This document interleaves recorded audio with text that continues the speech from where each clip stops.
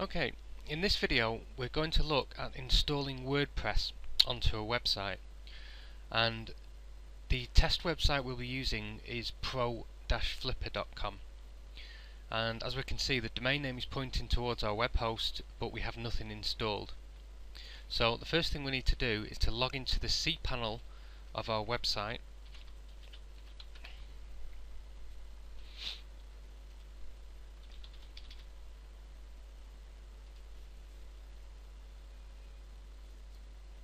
Now, your own cPanel might be using a different theme than this one, but all the icons should be the same.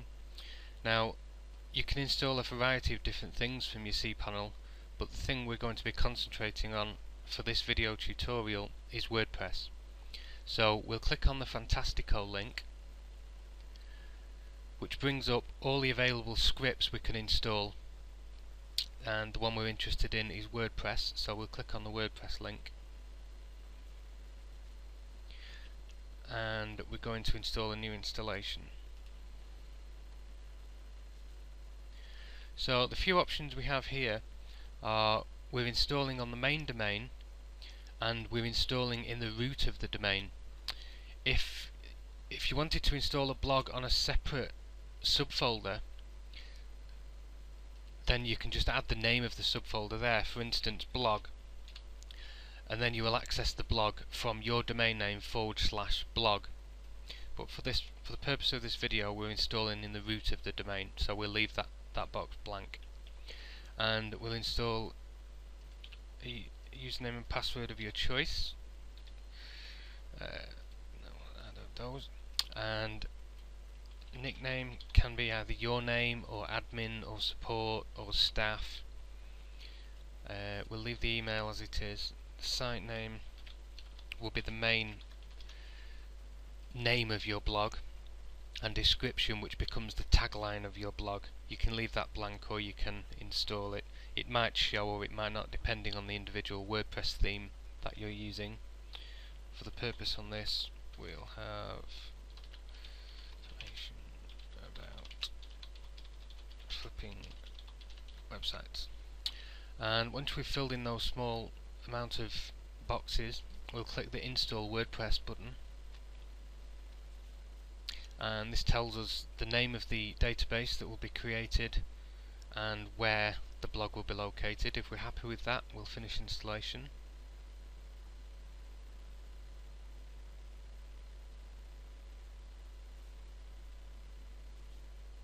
Okay, and we're now told that the database has been set up and WordPress has been installed.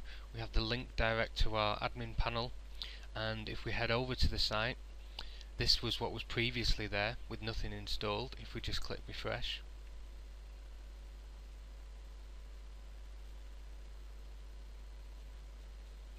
we can now see we have the default WordPress theme and WordPress has been installed. So that is how to install WordPress. In this video we're going to run through the general settings for WordPress that you'll change when you install WordPress for the first time. So we'll head into our admin section,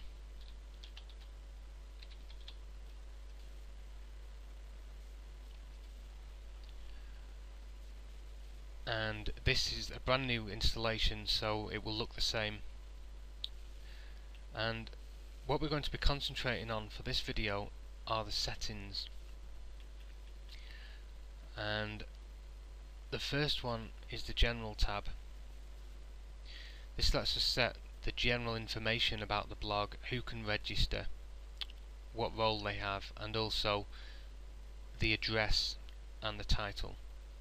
So the only thing we're going to change here is we're going to add www. for our domain.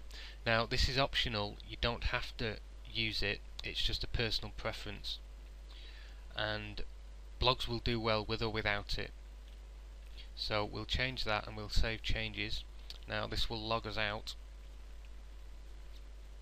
and we'll log back in again.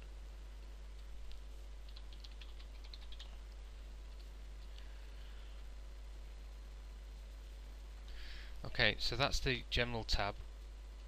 We'll now go through the writing section. and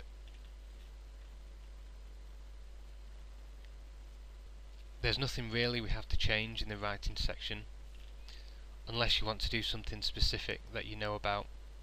It will post into the default category. So we'll head over to reading,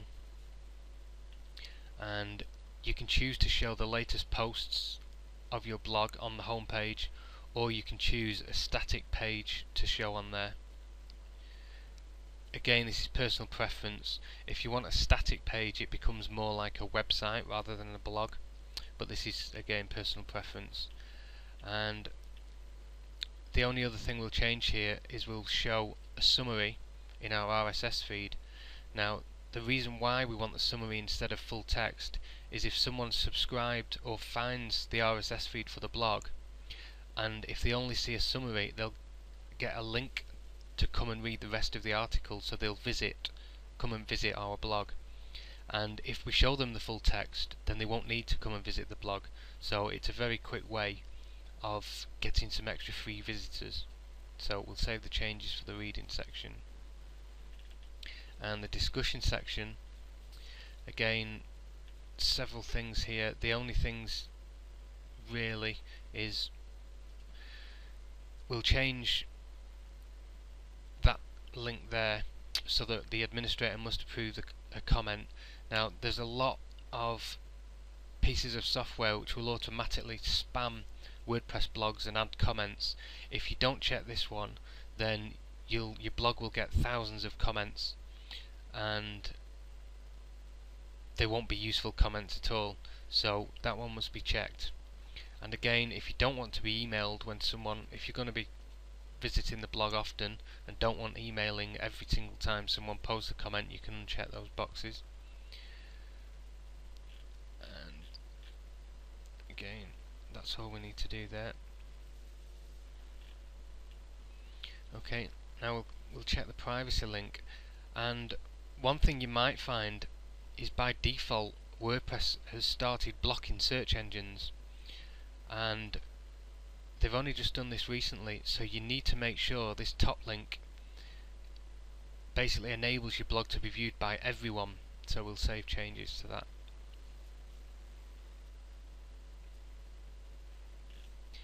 And we'll now head down to permalinks. This sets the URL structure of the blog, and it's quite important to get the keyword inside the URL. Now, there's several ways we can do this. You can add a category followed by a name, or you could just have a post name which puts the name of the post into the actual URL. And you can choose HTML or PHP, or just have the name itself. And just having the name is the personal preference that I use on all my blogs, so that is what we'll be using for that. So those are the basic settings that you need to change to get WordPress up and running. Now, there are several other settings you can change, but it depends on how you're going to use the blog and what you're going to be installing it onto the blog. But just those settings there will get the blog ready for publishing content on. In this video, we're going to take a look at installing different themes on our WordPress blog. Now, the great thing about WordPress is you can make your sites look different very easily, and you wouldn't be able to do this with a regular HTML site unless you had someone program the whole site completely from scratch. So we'll head down to our appearance section and click on themes, and by default we'll get 2 themes that come with WordPress. And if we head over to WordPress itself, there are more than 1,000 different themes that you can download for free from their site, and this can make your site look completely different, and it's so easy to do. If we head back over, as we can see, it tells us this one is the current theme that we're using, and if we look at the site, that's what it currently looks like. And if we want to change a theme, we need to upload it into our theme directory on our web host, and it will appear in this available themes section. Now to change them, we just click on it, it will show us a preview, and if we activate, so that has now installed that theme, and that was 2 clicks of my mouse. So if I head back over to the site and click refresh, we can now see the site looks completely different, and that's how easy it is to make your sites look different in WordPress. And if we take a look back in the WordPress theme section, you can add new themes directly from the dashboard, and you can search for an individual term and choose various settings before you find the themes. And once you do that, let's say we'll search for car, and what we then get is a list of themes which might match what we've just searched for. And to install them, we just click install. They will download automatically to our blogs, and we can just click again 1 or 2 clicks to completely change the layout of our blogs. So that is how easy it is to change the themes and make your WordPress blogs look completely different. Okay, in this video we're going to take a quick look at WordPress plugins. Now, what plugins are additions to a WordPress blog, and they have many different features and functions, and they can be used for a variety of things. So if we take a quick look in our plugins area inside our WordPress dashboard, we can see by default there's 2 installed. Now, Akismet is very important, and it will stop spam comments on your blog, so that is one you'll need to activate. But to do that, you'll need a WordPress API key, and if we activate it, it will tell us we need a key, and we need to sign up for a free WordPress account, and we'll automatically get an API key. So that is how to unlock the Akismet plugin. Now, there are various other plugins. In fact, if we head over to the WordPress main site, there are 7,360 plugins on the WordPress site, and they all do a variety of different things. So you can turn WordPress into any sort of system, or make it look like any particular way you want by changing the themes.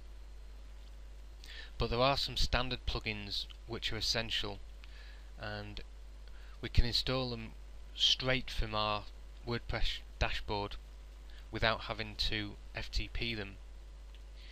And all we do is search for the plugins we want, and it will find them, and then we can automatically download them and activate them from within our WordPress installation. And the main ones that we need are plugins that will help with SEO and with the Google sitemap. So if we do a search for all-in-one SEO, and the all-in-one SEO pack is the one we want to install, so we'll click install and then click the install now. Depending on your host, you may get this screen or you may not.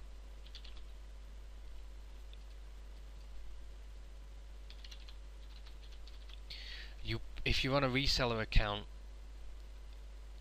then you probably won't get this screen.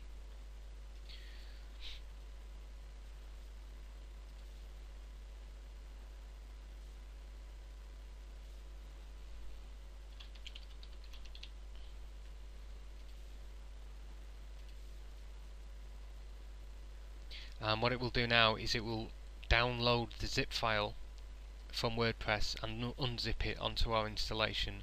Now, this might take several seconds. Okay, that's now finished, so it's downloaded and unpacked it, and we can now activate the plugin.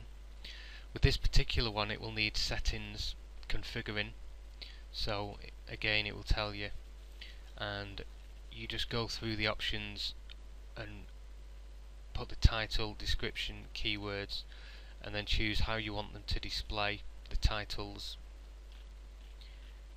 and then you will just click update at the bottom, and that will save all those.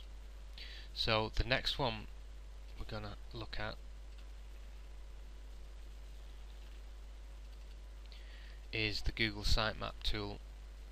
Now there are several versions that you can download. This is the one that I use,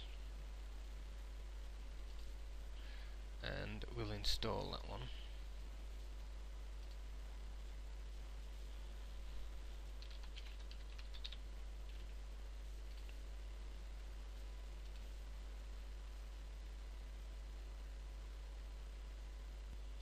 Okay, so that's now been downloaded, so we'll activate, and that will now appear in our settings tab, and you can change the settings and preferences. Now the importance of the Google Sitemap plugin is every time you update your blog, it will automatically inform Google and various other search engines that you've updated it, and what will happen then is they will come to the blog very quickly, spider it and index your content. Now this can happen literally within minutes of you posting a new post to your blog, so it's a very powerful plugin to have. Now those are the basic plugins that are essential for each WordPress blog you install, and as we've shown there are thousands more, so just have a look through and see if they're essential for your blog, and that is how to install and activate plugins. In this video we're going to discuss how to transfer a WordPress blog from one host to another. Now there are various reasons why you might want to do this. The first is if you sell a blog and need to transfer it to a new owner, this will teach you how to do that. And also if you're having problems with a host or just want to move to another host, again you'll be able to do that quite easily. So there are two stages to transferring a WordPress blog, and the first is downloading the database and files from the original installation, and the second is transferring those up to the new host. So let's first transfer or download our database. So we'll log into our cPanel.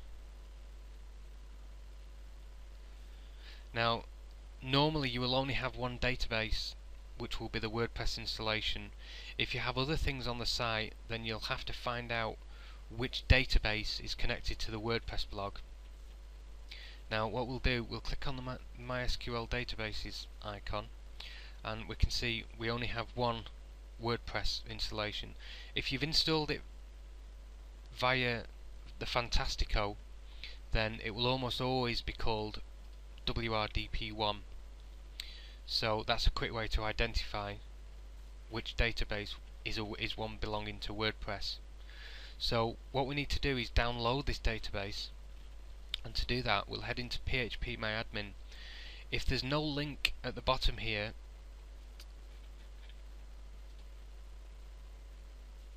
then you might find it within these main icons on your cPanel. So we'll head into phpMyAdmin, and we'll see we've got the one database there. So if we click on the database, and we can see the tables inside the database, what we're going to do is export the database and all the tables. Now to do that, we will make a folder somewhere on our own computer that's going to have the files and the database for this blog, so you can name it the same name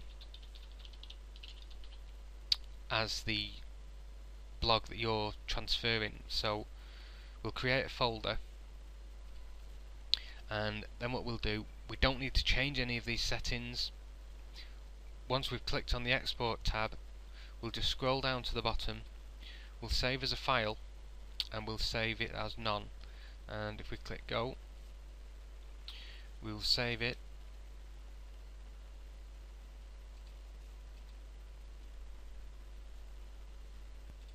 to the folder that we've just created. So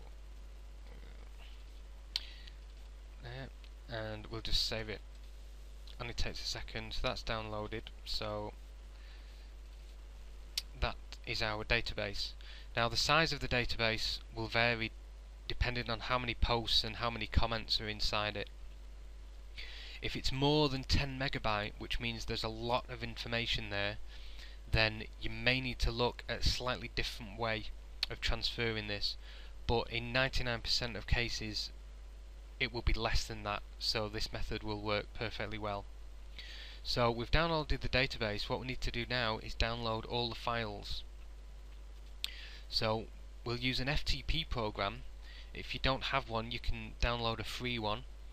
FileZilla is a popular one, so just search Google for that and download it. And what you basically do is you'll have a left hand pane and a right hand pane. The right hand side will be your web host and the left hand side will be your your computer. So if I just click refresh here, we can see that is the folder I've just created and the folder that's going to contain all our files. So I'll head into that. And when you first log into your web host, you will have a public HTML folder and probably a link that says www. So if we double click that link, that is now the main root of our blog installation. And what we need to do is just select all the files. We don't need the CGI bin, we don't need these. All we need are the 3 main WordPress folders, the images folder just in case there's any in there that the person has used on the blog, and we'll download all the rest of these files. And we'll do that we'll choose auto. Now you may get the option of binary, ASCII or auto. Auto will automatically determine what the file type is and download it in the correct format. So we've selected the files, we've chosen the format, we have the correct folder over this side, and we're just going to download all of the files and folders. Now this will take several minutes, so I'll pause the video and we'll resume once they've finished. Okay, so all those have downloaded now. So what we basically have is all the files and the database that we need to move over to the new server. Now we have 2 options here of transferring all the files over without the domain, without the site going down at all. And to do that, what we do is upload everything before we change the DNS servers on the domain name. Now if you're uploading to a reseller account, you can use the IP address instead of the URL to log into it. Or if you're using add-on domains, you can create the add-on domain and then upload all these files into the folder for that domain, and also upload the database before you change the DNS of the domain name.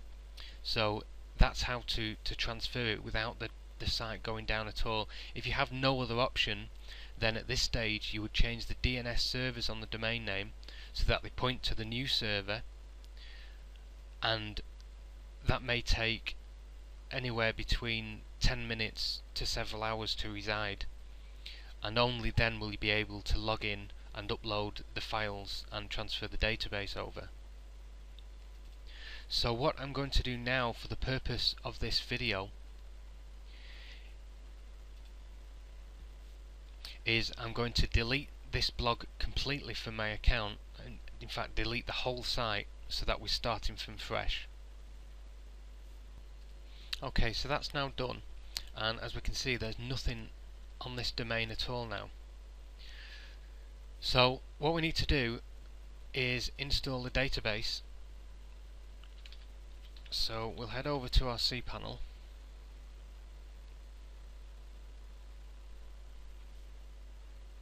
and we'll go into the databases, and as we can see there's no databases at all. What we need to do now is, if we have a look inside the files from the site we've downloaded, and the file we need is called wp-config.php, and if we open it in Notepad move up here. The important details we need are these. Now what these tell us is the name of the database, the name of the user, and the password that's used for the database. These are what we're going to use to set up the new database. Now if you upload into a reseller account, then this prefix here you won't have to change as long as the new site is named the same. And you'll know this in a second when we create the new database, so you'll know if you need to change this. So what I need first is this bit here, which is the name of our database, and that is what I'll paste into there. So we'll create the database first. So now we have a database. What I need to do now is add a username and password, which again we'll get from this file. Now the username is the same, so I'll just copy that, paste it into username, and then the password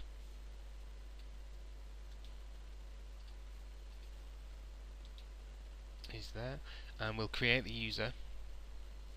Now once we've created the database and then created the username, what we need to do is tie the username into the database. So we'll choose the username which is there, in this case they're both the same, and the database which is there. We'll grant all privileges and we'll add the user to the database and go back. So that's now fully set up. We have our database and the username and password connected to it. What we need to do now is fill this database with the original database that we downloaded from the blog. Now to do that, we'll go into phpMyAdmin, and here we can see we have a database with no tables.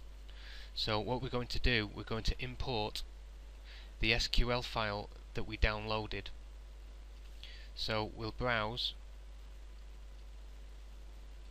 and we'll find the file which was that one. We'll open it and we'll click go. There's nothing else we need to change here, and what happens now is this will import and automatically import all the details and create the tables for you. So that's now done. As we can see, we have all our tables and all the information is in there. So the only thing left to do now is to upload our files to this new hosting account. So we'll head back over to our FTP program, and if I click refresh here, see all these have disappeared because it's a brand new account. So all we need to do is select all the files that we downloaded. Now you don't need to upload the SQL file because we've already imported it. So what we're going to do now is upload all these files to the new host. Again, this will take several minutes, so I'll pause this video and I'll return in a few minutes. Now while those videos, the files are uploading, what I want to touch on is this prefix here. Now when you create your database, if this is named something different, then you'll need to change that in the config file. So again, you open it in Notepad and make sure that this prefix matches the same as this. If you're using add-on domains, for instance, it will be different. So just make sure both of them are the same and you use the same username and password. What this information does is tells WordPress which database to get the information from, and all it does is connect to it. If these are wrong, then WordPress won't work. So that's the most important part about transferring a WordPress blog.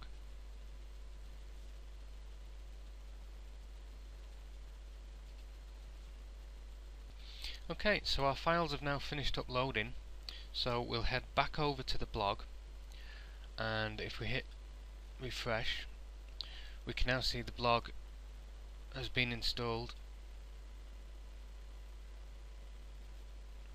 and is working as it should be. So that is how easy it is to move a WordPress blog from one host to another.